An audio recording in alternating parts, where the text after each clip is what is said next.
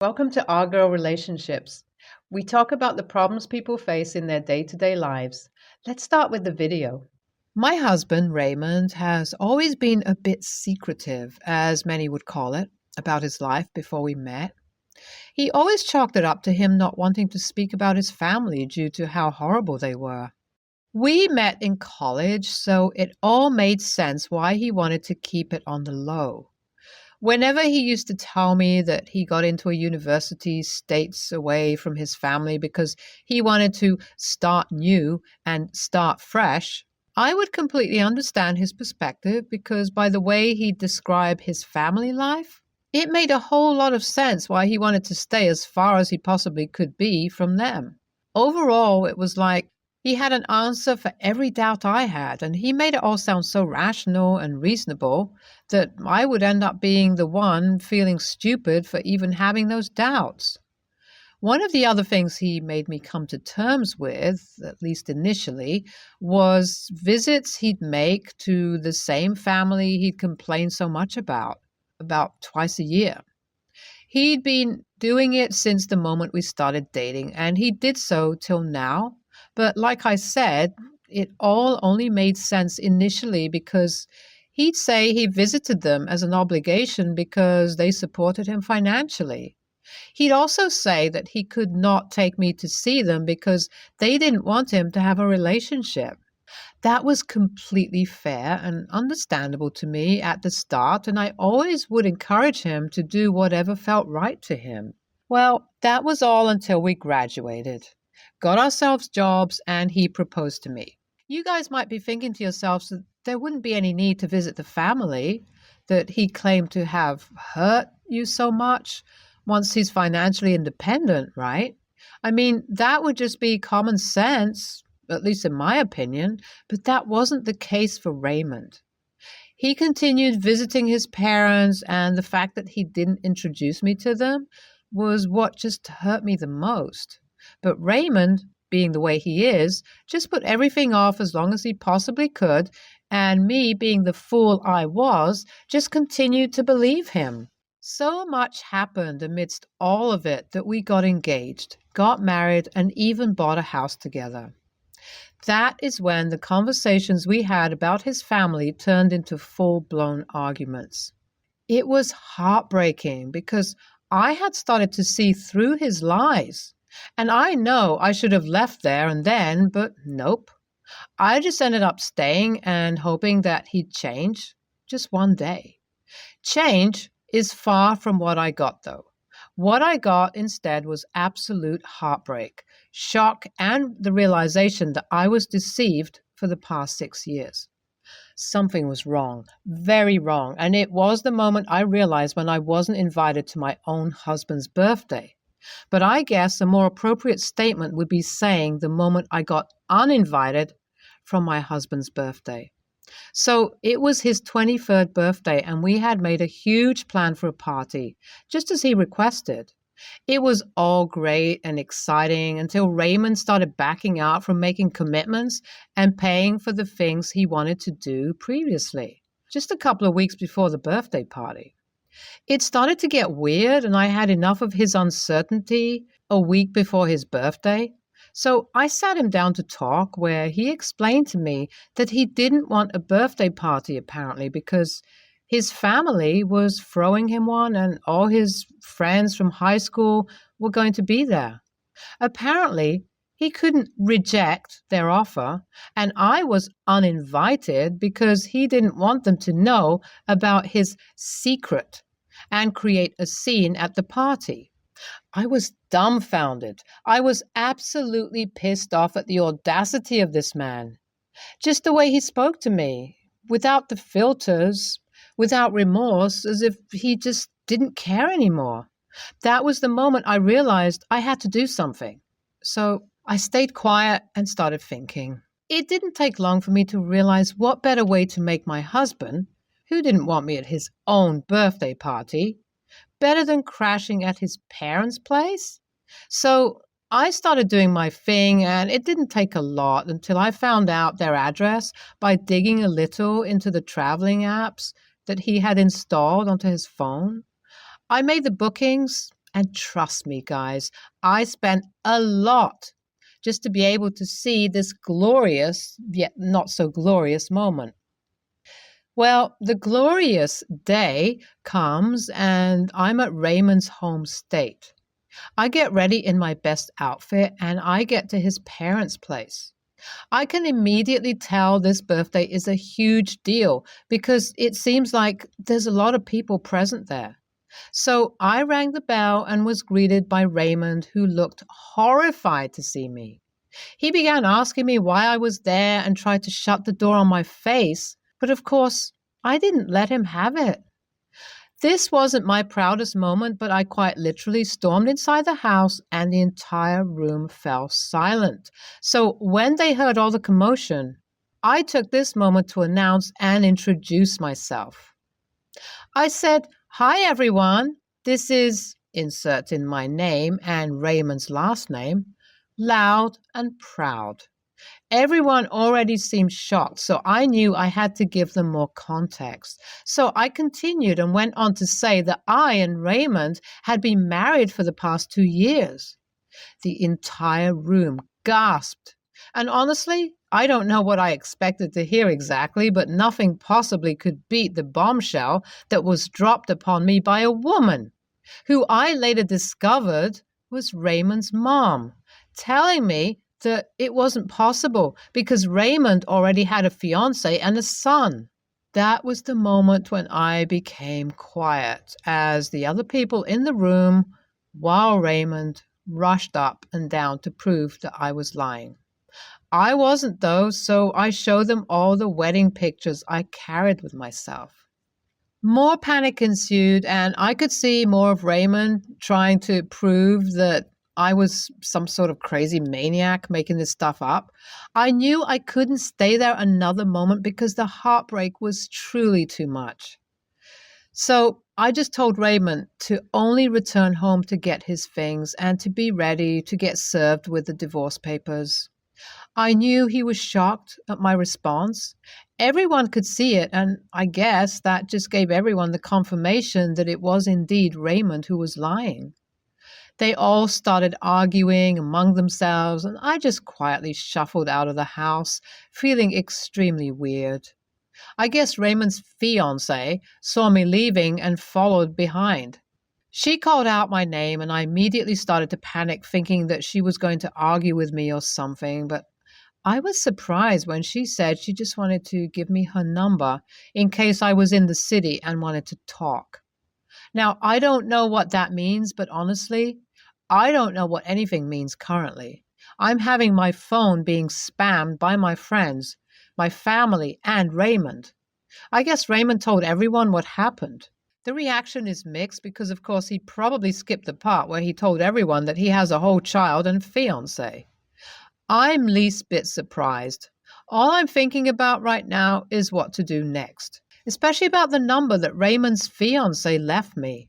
Should I contact her? Would it be worth it? Or should I just return to the city and work on the separation process? AITA? Please help. This is not going to be a huge update. It's just been 2 days since everything went down, but since you guys were asking for an update, here it is. I was planning to leave the city the same day everything went down, but decided that if I was already here and if I had already spent so much money, I might as well stay back a couple of days more and end up talking to Raymond's fiancée. I ended up calling her and we talked for a while, where we both first sort of apologized to each other for the chaos we created. It was awkward initially, but I knew I had to push myself, and so I asked her if we could meet somewhere around the city for a talk, and she immediately replied with a yes. We haven't met up yet, though, because she's been caught up with stuff related to Raymond and moving out, so I'm just going to give her some time. We've planned our meeting for tomorrow. Currently, I'm just exploring the city by myself.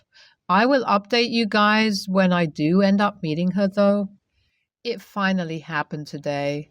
I ended up meeting Mia, Raymond's fiancée, and we had a long conversation. I'm going to cut it short for you guys, though, because we spoke a lot and it was a very long conversation. Well, It all started when Mia met Raymond when he returned to his home state from college summer vacation. Mia was new to the city and they started a casual relationship, but within 1 year of dating, Mia got pregnant and they decided to keep the baby while being in a long distance relationship because she had to get her own degree. So she lived with Raymond's family and they became her emotional support as Raymond started visiting less and less. Raymond told her that he worked a job completely different to what he actually did. So his frequent absence made sense. Raymond was able to put up this act for 6 years, and the rest of the conversation between Mia and I was just spent talking about how vile and idiotic he was, and how far he could have gotten if I didn't do what I did. Currently, according to what Mia tells me, Raymond is kicked out of the house, and as far as she knows, he's back to my city living with one of his friends. His parents didn't take an inch of his BS once he tried to tell them that the only reason why he lied was because they forced him to be with Mia when she got pregnant with his son. Hearing about all of this just made me realize how much responsibility he truly lacked. I almost felt stupid for falling for a scam of a man like him. Mia and I ended our conversation with hugs and good wishes to each other. I'm not sure if I'll ever meet Mia again, but regardless, as we went our separate ways, I know I'll always have good for her and her adorable son in my heart. Here's my last update on this post. I returned to my city a couple of days after everything went down and took a breath of relief as I saw most of Raymond's things were out of the house. I knew that he was in this city though and probably leeching off one of our friends. So I sent everyone I possibly could his and Mia's Facebook account full of pictures of him and his second life. Things blew up worse here than they did back in his home state. Everyone chewed him out a new one, including my parents. I also served him with the divorce papers and am now in the process of buying the share of his house. It's not been an easy process. Watching how everything fell apart within the matter of days is horrifying to experience, than to imagine and feel, obviously. Things have gotten so bad for Raymond that he's been planning to move cities and switching jobs. Well, I'd be lying if I said I didn't wish that things didn't turn out the way they did, but for what it's worth, I'm glad he's leaving as far away as he can. Thank you all for your amazing advice and messages, even though they might be small for you, but during a dark time like this one, it's been one of the only things that has been keeping me going. So thanks a lot and lots of love to you guys. NTA girl, that guy is a walking red flag and I would have left him the moment he told me he wanted to marry me, but not introduce me to his family. He was very much in contact with, but at the end, I'm still glad you left him because it's better late than never. NTA, I feel terrible for you and Mia. You guys had your life uprooted for someone who could not man up and just admit that he didn't want to be a father. Truly upsetting and disgusting. My boyfriend and I have an arrangement that we've discussed and agreed upon. If either of us have people over at our place, then whoever invited the guests is responsible for everything pertaining to hosting them. This includes things like cleaning the house and getting it presentable, organizing activities, getting food prepared, cleaning up afterwards, etc. My boyfriend is always having people over, maybe 2-3 times a month. So he's always cleaning up the house, paying for or making food, etc. As per our agreement, I don't help. I do my own thing. The most I do is say a quick greeting and then I'm off. Sometimes I won't even be in the house since I've made plans with my own friends outside the house. I don't like hosting people, so I don't invite people over. I invite my best friends over maybe a few times a year. I don't bother cleaning up the house beforehand because they don't care and I don't care. I don't prepare food. We usually order fast food or pizza, or we go out to eat. My boyfriend doesn't help, and I don't mind because that's what we've agreed upon. My boyfriend thinks it's unfair. He thinks he's doing the vast majority of the cleaning. He thinks that I need to help him out or stick around and give him some support instead of leaving all the time. He's the one who feels the need to clean before he has people over, so he does the cleaning. It's not like the house is filthy, and I'm not forcing him to clean at all. Since his friends always leave a mess afterwards, he cleans that up too, since he's the one who invited them over. I don't ask him to clean up for my friends, and I don't ask him to clean up after the messes my friends make. So to me, it's completely fair. Plus, we pay someone to come in once a week to deep clean, so he's not doing the main bulk of the cleaning, just tidying up. He's trying to change our agreement so that I have to help him clean up more, or help him cook food, or help him pay for food, or stay around and help him play host. In return, he says that he'll do the same for me. But I almost never have people over, and he has people over all the time. So I feel like the new arrangement is super one-sided. Am I the a-hole for refusing to play host to his friends and sticking to the original agreement? NTA, but honestly, you two might not be compatible in the long run. He seems to be resenting you for not participating, and that resentment will only grow with time. I think you should do some compromising and try to do some minor participation in social life. NTA, but don't you have any mutual friends with your boyfriend? I'm also much less sociable than my boyfriend, and occasionally I will opt to participate in activities he organizes with his friends because it's too much for me and I prefer to go out and spend that time differently. But I think it would be weird for me as his girlfriend to withdraw from his social life completely and never be around when he invites someone. While the cleaning and food prep I understand, I feel like maybe this goes deeper and your boyfriend might just want you to be more involved with the aspects of his life he finds important, like spending time with his friends. You should probably have a deeper conversation about this. My husband, 44 male, and I, 30 male, have been together for 10 years. We have adopted 3 amazing children together: Jamie, 7, male; Shyla, 5, female; and Carla, 2, female. Shyla is deaf, and when we adopted her, she was unable to communicate in any way because sign language had never been part of her life. I had learned ASL as a kid to communicate with a kid in my class who was also deaf, so I was able to teach my husband and help our daughter learn to communicate using it also. My in-laws had desperately wanted to communicate with our daughter. I had suggested resources for them at the time, but they said they would rather learn from me. So I did my best to teach them, but they were awful during it. They argued with me, would grow frustrated if I wanted them to practice without me around, and did not like being corrected when they did something wrong. My husband told them if they were not going to treat me respectfully during it, when I was taking time out of my day to help them, then they should just pay someone to learn from. We kind of made it through unscathed. The truth is, I didn't teach them as much as I had my husband, because it was so much more difficult. As our daughter is growing, I have realized how she may wish to find her birth family someday, and from the file we have on her, there may still be many of her relatives in India. So I decided with that in mind that we should learn ISL, Indian Sign Language. So she has that comfort and that option in the future. Not only that, but it is also a connection to her heritage that she deserves to have.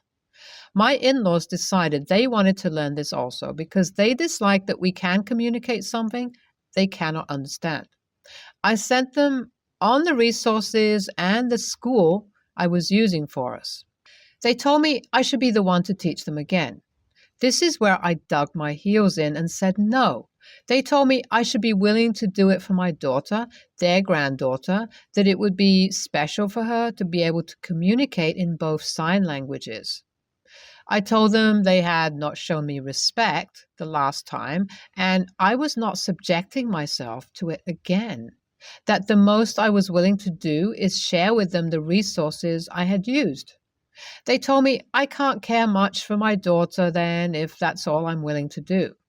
I fired back with, if they care so much about her, they can take the initiative to learn from the professionals and will think back on how they treated her father, me, when I was trying to teach them. AITA? NTA, you have your hands full teaching Shyla how to communicate. She is a priority as this is her only form of communication. Your in laws are being selfish and expect you to make them the center of attention. But this isn't about them, it's about Shyla. It's great they want to learn, but they need to do it in a class. NTA, you said it perfectly with your last comment. They can take the initiative. They can deal with the consequences of their bad behavior. It's not your responsibility to educate them. And enduring their abuse has nothing to do with being a good or loving parent. They need to be respectful and kind to you if they want to continue to be welcome in your house, period.